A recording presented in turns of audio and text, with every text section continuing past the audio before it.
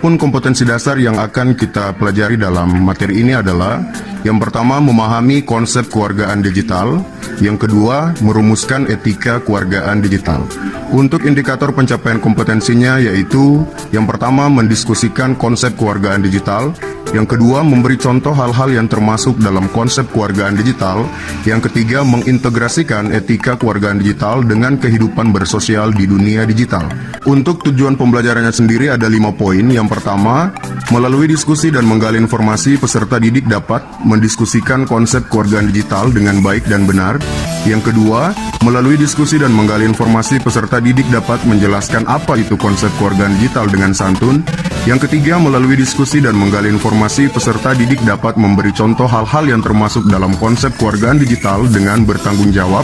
Yang keempat, melalui diskusi dan menggali informasi, peserta didik dapat merangkum hal-hal yang tercakup dalam konsep kewargaan digital.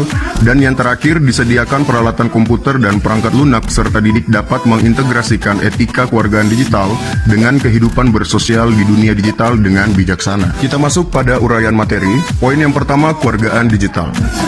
Berkomunikasi di dunia maya tidak jauh berbeda dengan berkomunikasi di dunia nyata. Komunikasi antar individu maupun beberapa individu sekaligus dapat terjadi baik di dunia maya maupun di dunia nyata. Tidak mengherankan berbagai karakteristik, pribadi, ide maupun tujuan yang berbeda dapat tertuang di dunia maya. Namun, sifat dunia maya yang tidak mempertemukan individu-individu tersebut secara langsung dapat mendorong menipisnya bahkan hilangnya norma-norma sopan santun, tanggung jawab, dan etiket dalam berkomunikasi. Apakah Anda menggunakan internet untuk berbagai pakai atau sharing informasi tentang diri Anda dan rekan yang lain, berkomunikasi dengan kawan-kawan, mengomentari hal-hal yang Anda lihat secara online, bermain games, mengunduh bahkan untuk mengerjakan tugas, atau membeli barang secara online? Jika Anda menjawab iya pada salah satu poin saja, maka dapat dikatakan bahwa Anda adalah seorang warga digital. Warga digital itu sendiri adalah orang yang sadar tentang hal yang baik dan yang kurang atau tidak baik, menunjukkan kecerdasan perilaku teknologi, dan membuat pilihan yang tepat ketika menggunakan teknologi. Warga digital merupakan individu yang memanfaatkan TI untuk membangun komunitas, bekerja, dan berekreasi.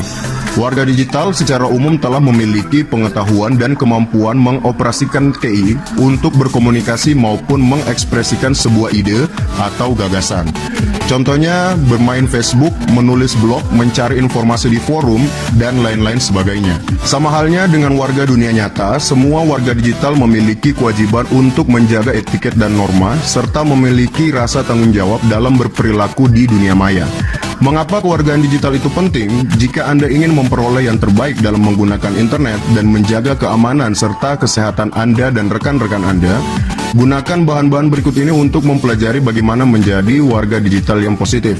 Kewargaan digital dapat didefinisikan sebagai norma perilaku yang tepat dan bertanggung jawab terkait dengan penggunaan teknologi. Rentang usia warga digital mulai bergeser seiring dengan semakin mudahnya akses teknologi, tampilan, dan fitur yang semakin memanjakan pengguna, membuat anak-anak di usia belia telah dapat memanfaatkan teknologi tersebut untuk berkomunikasi, mencari, dan bertukar informasi di dunia maya. Usia yang masih belia semakin membuka kemungkinan adanya pelanggaran norma-norma maupun penyebaran informasi penting yang dapat disalahgunakan oleh pihak-pihak yang tidak bertanggung jawab. Kewargaan digital adalah sebuah konsep yang dapat digunakan untuk memberikan pengetahuan mengenai penggunaan teknologi dunia maya dengan baik dan benar. Penggunaan teknologi dunia maya dengan baik dan benar memiliki banyak implikasi. Pemilihan kata yang tepat dalam berkomunikasi, tidak menyinggung pihak lain dalam memuktahirkan atau mengupdate status, tidak memberikan informasi rahasia ke publik, tidak membuka tautan atau link yang mencurigakan, dan lain-lain sebagainya. Poin yang kedua, komponen kewargaan digital. Kewargaan digital dapat dibagi menjadi 9 komponen yang dikategorikan menjadi 3 kategori berdasarkan pemanfaatannya. Poin yang pertama, lingkungan belajar dan akademis. TI telah menjadi bagian dari lingkungan belajar dan akademis, baik bagi pengajar maupun bagi Anda yang secara aktif memanfaatkan TI dalam mencari informasi, data, maupun literatur yang digunakan untuk keperluan akademis. Beberapa komponen kewargaan digital yang perlu diperhatikan dalam pemanfaatan IT untuk lingkungan belajar dan akademis adalah komponen yang pertama, akses digital. Setiap orang seharusnya memiliki hak yang sama dalam mengakses fasilitas TI. Namun kemudian setiap pengguna TI harus menyadari bahwa tidak setiap orang memiliki kesempatan yang sama dalam mengakses teknologi, baik itu dibatasi oleh infrastruktur maupun lingkungan komunitas pengguna itu sendiri. Belajar menghargai hak setiap orang untuk memiliki akses ke teknologi informasi serta berjuang untuk mencapai kesetaraan hak dan ketersediaan fasilitas untuk mengakses teknologi informasi merupakan dasar dari kewargaan digital. Keterasingan komunitas secara digital mengakibatkan sulitnya perkembangan suatu lingkungan dikarenakan terbatasnya informasi dari masyarakat dan komunitas dari daerah yang lain yang telah memanfaatkan teknologi informasi. Setiap warga digital juga harus menyadari faktor-faktor penghambat akses ke teknologi informasi, mulai dari faktor infrastruktur hingga faktor adat dan budaya.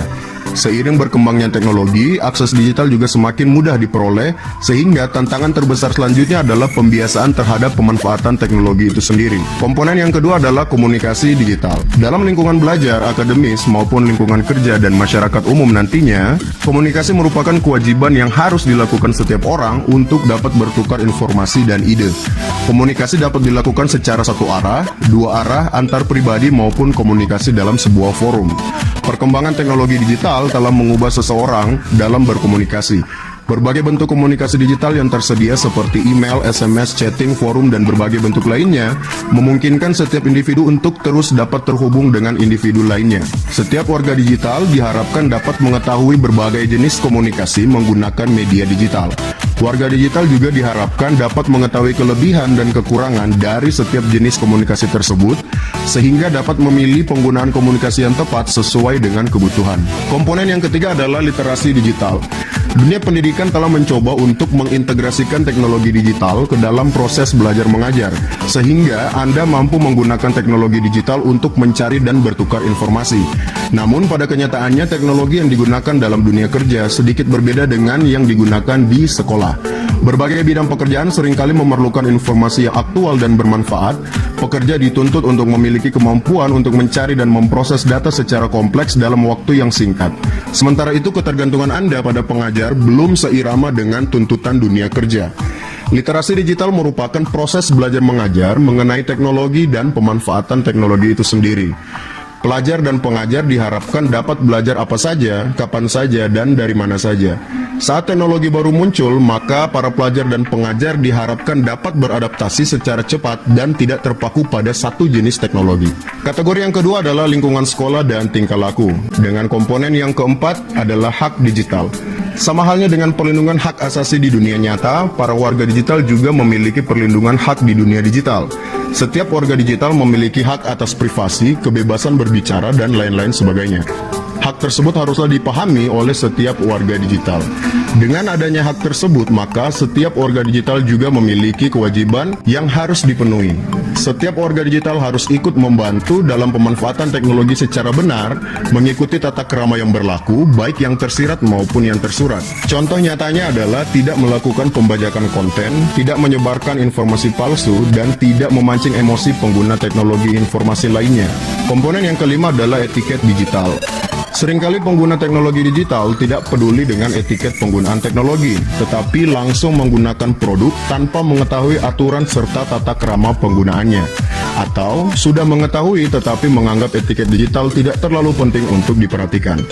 Seringkali para pengguna digital melupakan bahwa walaupun dalam dunia digital para pengguna tidak saling bertatap muka, tetapi perlu diperhatikan bahwa di balik setiap akun, di balik setiap postingan forum, terdapat individu lainnya yang dapat tersinggung jika melanggar tata krama. Etiket digital dibuat dengan tujuan untuk menjaga perasaan dan kenyamanan pengguna lainnya.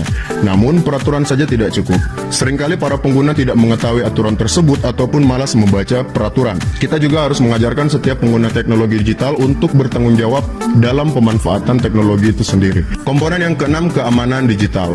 Dalam setiap komunitas terdapat individu yang mencuri karya, merusak ataupun mengganggu individu lainnya. Meskipun tidak boleh berburuk sangka, kita tidak dapat mempercayai seseorang begitu saja, karena hal tersebut akan beresiko terhadap keamanan kita. Hal ini juga berlaku dalam dunia digital. Dalam dunia nyata kita membangun pagar, mengunci pintu, menambahkan alarm dalam rumah kita dengan alasan keamanan. Hal yang sama juga perlu diterapkan dalam dunia digital seperti menginstal antivirus, firewall, membackup data, dan menjaga data sensitif seperti username dan password. Sebagai warga digital, kita harus berhati-hati dan menjaga informasi dari pihak yang tidak bertanggung jawab. Kategori yang ketiga adalah kehidupan Anda di luar lingkungan sekolah. Dengan komponen yang ketujuh, hukum digital. Hukum digital mengatur etiket penggunaan teknologi dalam masyarakat. Warga digital perlu menyadari bahwa mencuri ataupun merusak pekerjaan, data diri, maupun properti online orang lain merupakan perbuatan yang melanggar hukum. Contoh perbuatan yang melanggar hukum antara lain meretas informasi atau website, mengunduh musik ilegal, plagiarisme, membuat virus, mengirimkan spam, ataupun mencuri identitas orang lain. Hukum cyber atau cyber law di Indonesia sendiri dapat dikategorikan menjadi 5 aspek besar. Yang pertama aspek hak cipta, yang kedua aspek merek dagang, yang ketiga aspek fitnah dan pencemaran nama baik, yang keempat aspek privasi, yang kelima aspek yuridiksi dalam ruang cyber. Komponen yang 8, transaksi digital. Warga digital perlu menyadari bahwa sebagian besar dari proses jual beli telah dilaksanakan secara online. Berbagai situs jual beli lokal dapat dengan mudah diakses oleh penjual dan pembeli, seperti Bukalapak, Kaskus, Tokopedia, Shopee, dan lain-lain sebagainya. Mudahnya akses dan semakin tingginya tingkat kesadaran masyarakat akan teknologi informasi ikut mendorong tumbuhnya pasar jual beli online di Indonesia. Dalam jual beli online, penjual dan pembeli perlu menyadari risiko dan keuntungan yang didapat dari jual beli online, mulai dari risiko penipuan, perbedaan barang yang dikirim, lama pengiriman, hingga legalitas barang yang diperjualbelikan. Warga digital perlu mengetahui bagaimana menjadi pembeli maupun penjual online yang baik. Komponen yang ke-9, kesehatan digital. Di balik manfaat teknologi digital terdapat beberapa ancaman kesehatan yang perlu diperhatikan, seperti kesehatan mata, telinga, tangan, bahkan keseluruhan badan. Tidak hanya kesehatan fisik, kesehatan mental juga dapat terancam jika pengguna tidak mengatur penggunaan teknologi digital. Untuk mencegahnya, pengguna perlu menyadari bahaya-bahaya yang dapat ditimbulkan oleh teknologi digital itu sendiri. Pembahasan yang selanjutnya adalah akronim THING. Setelah memahami 9 komponen di atas, Anda telah menyadari pentingnya kewargaan digital. Untuk menyederhanakan dan agar mudah mengingat ke-9 komponen di atas, sebagai jembatan Anda dapat menggunakan akronim pengingat THING sebelum Anda berkomunikasi di dunia digital, baik itu email, Facebook, forum, dan lain-lain sebagainya. THING merupakan akronim dari yang pertama, is it true atau benarkah? Yang artinya, benarkah postingan Anda atau hanya isu yang tidak jelas sumbernya? Yang kedua, is it hurtful atau menyakitkankah? Yang artinya, apakah postingan Anda akan menyakiti perasaan orang lain? Yang ketiga, is it illegal atau ilegal kah? Yang artinya, apakah postingan Anda atau yang Anda kerjakan di dunia internet adalah sebuah hal yang ilegal? Yang keempat, is it necessary atau pentingkah? Yang artinya, apakah postingan Anda itu adalah postingan yang penting atau postingan yang tidak penting yang cenderung akan mengganggu orang lain? Yang kelima, is it kind atau santunkah? Santunkah setiap postingan Anda? Apakah tidak menggunakan kata-kata yang dapat menyinggung orang lain? Dan lain-lain sebagainya. Dengan menggunakan akronim THING ini, maka Anda akan lebih waspada atau lebih berhati-hati dalam melakukan aktivitas di dunia digital. Itulah pembahasan mengenai konsep kewargaan digital, dan sampai di sini dulu video kali ini. Sampai jumpa pada video-video berikutnya.